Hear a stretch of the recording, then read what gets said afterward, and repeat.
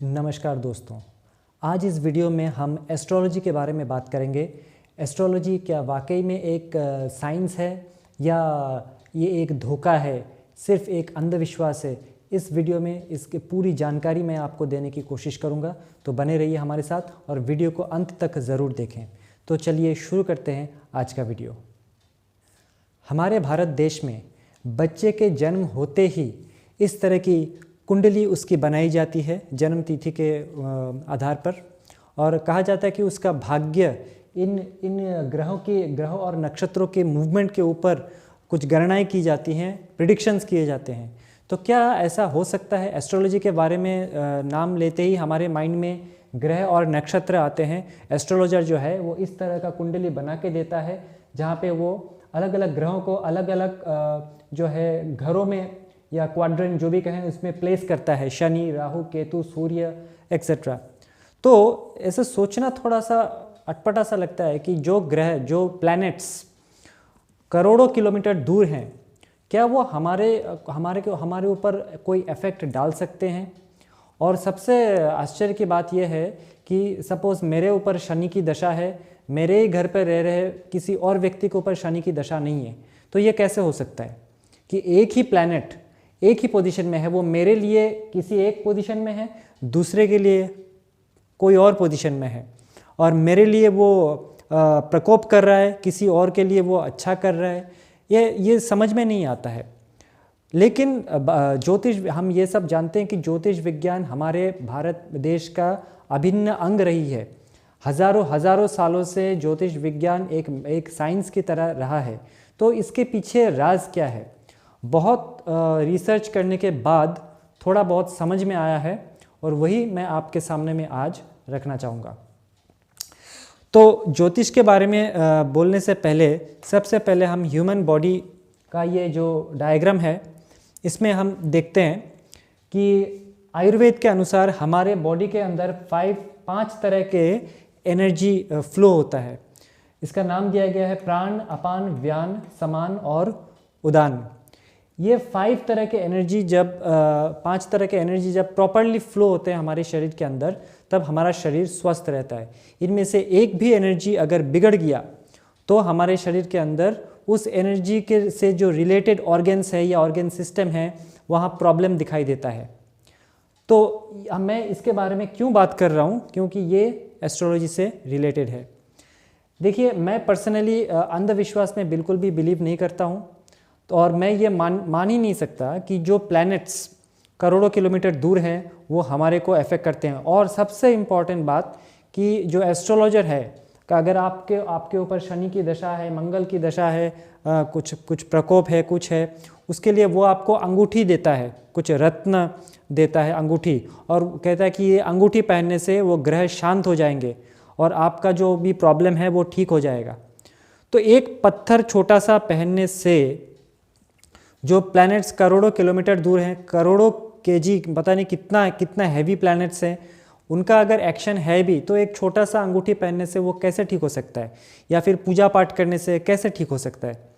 तो इसके ऊपर जब मैंने रिसर्च किया तो क्या पता चला, ये मैं आपके सामने ये करता हूँ, शेयर करने की कोशिश। लेकिन अगर हम ये मान लें कि ज्योतिष एक पाखंड है, धोखा है, अंधविश्वास है, मैंने ऐसे कई केसेस देखे हैं जहां लोगों के ऊपर शनि की दशा है, शनि का प्रकोप है, और उनको किसी काम में प्रॉब्लम फेस हुआ है। एक नहीं, दो नहीं, कई केसेस हमने देखा है। तो ये कैसे हो सकता है? तो जितना भी रिसर्च हमने किया उससे क्या पता चला कि ये जो राहु, केतु, शनि, मंगल हैं, ये असल में प्लैनेट्स नहीं हैं। ये ओरिजिनल जो प्लैनेट्स आसमान में हैं, ये प्लैनेट्स नहीं हैं।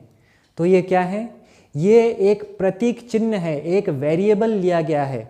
ये हजारों सालों पहले ये एक साइंस है। और ये जो कुंडली का जो स्ट्रक्चर है, इसमें आप देख सकते हैं 12 क्वाड्रेंट्स दिए गए हैं, और इसमें व्यक्ति के टाइम टू टाइम ये जो शनि, मंगल, ये सब है, इनका पोजीशन चेंज होता रहता है, और इसके आधार पर व्यक्ति का टाइम ठीक चल रहा है या नहीं चल रहा है, इसको डिनोट किया जाता है।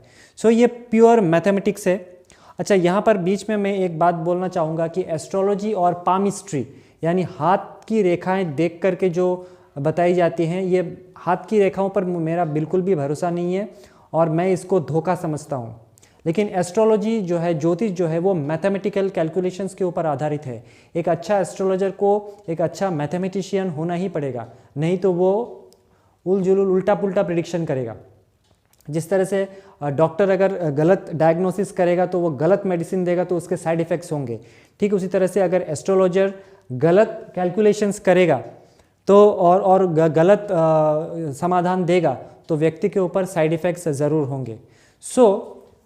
ये जो ग्रह के नाम दिए गए हैं, मैं वही कह रहा था कि ये मुझे ये समझ में आया है कि ये ओरिजिनल प्लैनेट्स नहीं हैं, ये सिर्फ उन प्लैनेट्स के नाम लेकर के वेरिएबल्स लिए गए हैं। अब ये वेरिएबल्स कैसे लिए जाते हैं? अगर हम मैथमेटिक्स की बात करें तो ये जो है स्कूल लेवल पे ही सिखाया जाता है। ये है कार्टेशियन प्लेन। इसमें हम देख सकते हैं 4 क्वाड्रेंट्स होते हैं, 1 2 3 4 क्वाड्रेंट्स, और किसी भी एक पॉइंट को किसी भी क्वाड्रेंट में हम लोकेट करने की कोशिश करते हैं एक्स एक्सिस वाई एक्सिस के द्वारा। किसी भी क्वाड्रेंट में उसका लोकेशन जो है उसे डिनोट किया जाता है। तो क्या ऐसा हो सकता है कि हमारे हज़ारों साल पहले जो हमारे मैथमेटिशियंस थे उन्होंने इन 12 क्वाड्रेंट्स के द्वारा हमारे लाइफ का जो एनर्जी पॉइंट्स है उसे डिनोट किया है? और मुझे तो यही लगता है कि ये जो ह्यूमन बॉडी है इसके चारों ओर, ह्यूमन बॉडी के चारों ओर जैसे बॉडी के अंदर में एनर्जी फ्लो होता है, उसी तरह से अगर हम क्वांटम मैकेनिक्स स्टडी करें तो उससे पता चलता है कि पूरा जो यूनिवर्स है वो एनर्जी वाइब्रेशन से बना हुआ है। तो इससे पूरी चीज़ क्लियर हो जाती है कि हमारे चारों ओर एनर्जी फ्लो हो रही है, सिर्फ हमारे बॉडी के अंदर ही नहीं, हमारे बॉडी के बाहर भी।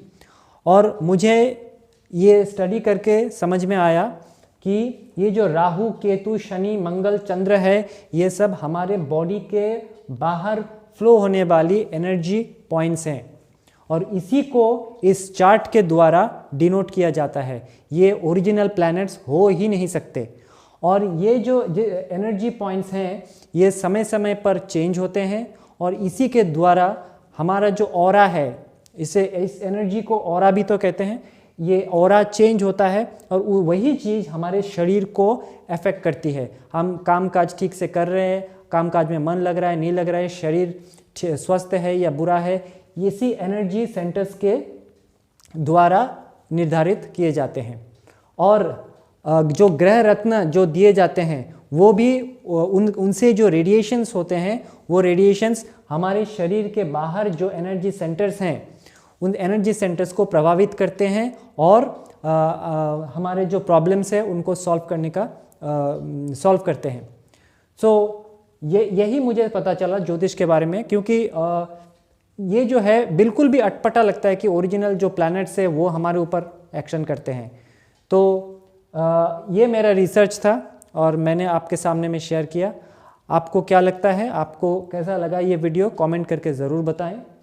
और इसके पार्ट 2 में हम डिस्कस करेंगे कि क्या ज्योतिष के द्वारा भाग्य जो प्रिडिक्शंस है क्या वो किए जा सकते हैं, क्या वो सच हैं, क्या वो झूठ हैं। पार्ट 2 में वीडियो ज़्यादा लंबा हो जाएगा, इसलिए हम उसका जो डिटेल्स है वो हम पार्ट 2 में डिस्कस करेंगे। तो आज के लिए बस इतना ही, तो मिलते हैं अगले वीडियो में। धन्यवाद।